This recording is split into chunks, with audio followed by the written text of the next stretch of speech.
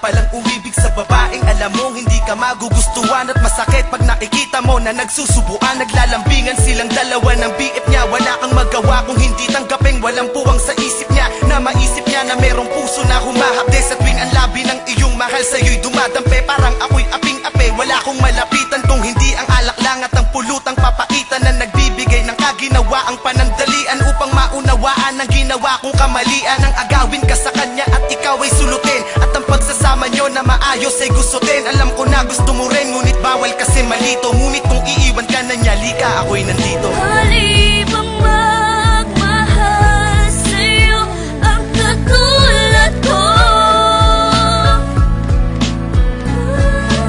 Kahit pa na alam ko may nagmamay-ari sa'yo.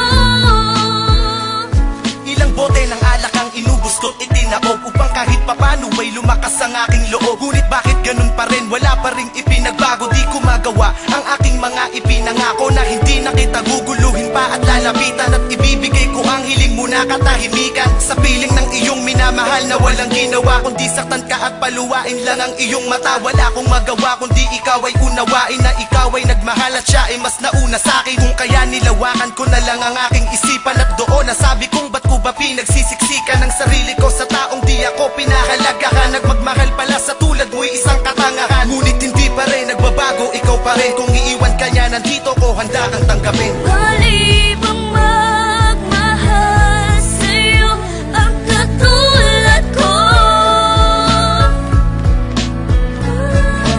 Kahit pa na alam ko may nagmamay-ari sa'yo. Mabigat man ang problema na sa'kin ay dumaan. Mahirap man kailangan kong bitawan upang gumaan. Yan ang aral na natutunan ko buhat ng matauhan. Dahil pala sa'kin kayong dalawa'y nagkatampuhan. Kung kaya iiwas na ako, yun na ang aking pasya. Wala nang magsasabi sa iyo nang iwan mo na siya. Wala nang magdetect sa'yo gabi-gabi bago matulog. Di na magsasabi ng banging ka ba kasi nahulog na ako sa'yo. Wala na sa iyo nga aligay. Pag magbumura ka, wala nang tatapik sa iyong bibig. Sa tuwing magkikita tayo, di na ako sa'yo lalapit. Pag